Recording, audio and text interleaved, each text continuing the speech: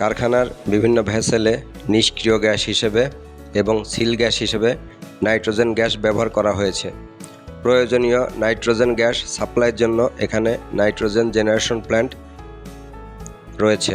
Nitrogen generation প্ল্যান্টে 2টি unit আছে এবং 2টি ইউনিটের মধ্যে ট্রেন্ড এ এবং ট্রেন্ড বি পৃথকভাবে চালু করা সম্ভব। প্রতিটি ইউনিটের জন্যই একটি করে এয়ার কম্প্রেসর এবং একটি করে ড্রায়ার ইউনিট ব্যবহার করা হয়েছে। এখানে যে বাফার ইউনিটগুলো, যে ভেসেলগুলো আছে তার মধ্যে মলিকুলার সিপ ব্যবহার করা হয়েছে। মলিকুলার সিপের মধ্যে এয়ার ইনপুট হিসেবে এয়ার প্রবেশ করানো হয় এবং সেখান থেকে অক্সিজেন এবং নাইট্রোজেন পৃথকভাবে বের হয়।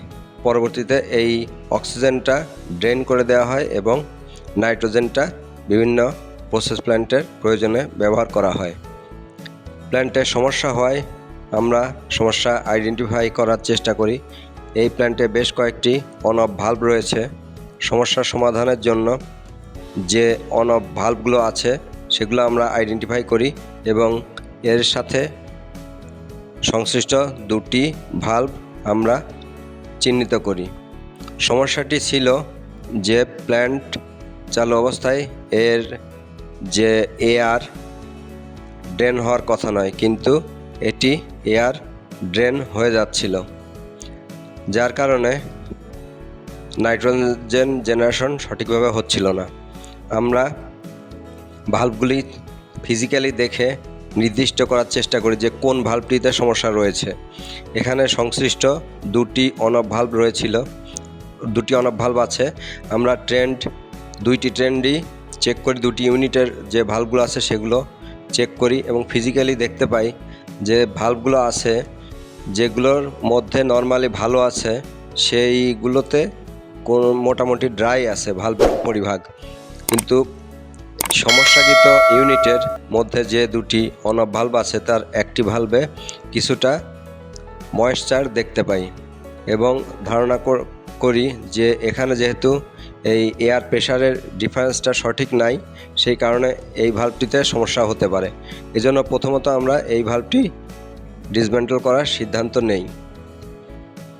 ভালভটি আমরা লাইন থেকে ওপেন করি এবং দেখতে পাই এর যে ভালভ সিট রয়েছে, অর্থাৎ অ্যাকচুয়েটর ইউনিটটা আউট করার পর ভালভ বডি রয়েছে, সেই ভালভ সিটের এটা পজিশন মতো না থাকার কারণে এয়ার ড্রেন হয়ে যাচ্ছিল বা এয়ার লিক করছিল। এর যে একটি পিন রয়েছে সেই পিনটি সম্ভবত ভেঙে গিয়েছে। সেটি তাৎক্ষণিকভাবে আমরা মেরামত করতে সক্ষম না হওয়ায় এবং এর যে ভালভ সিট অংশ, ভালভ বডি অংশ আমাদের সংরক্ষিত থাকায় পুরনো একটি ভালভে এটি ছিল, সেটি আমরা খুলে রেখে দিয়েছিলাম। সেই ভালভ বডির অংশটি, ভালভ সিটটি সেখান থেকে আমরা নিয়ে এসে এই ভালভের অ্যাকচুয়েটরের সাথে সংযোগ করি। পরবর্তীতে এটি আমরা প্রসেস লাইনে লাগিয়ে সঠিকভাবে এর যে লিমিট সুইচের পজিশনগুলো ছিল সেগুলো আমরা চেক করে এটি সংযোগ দেই।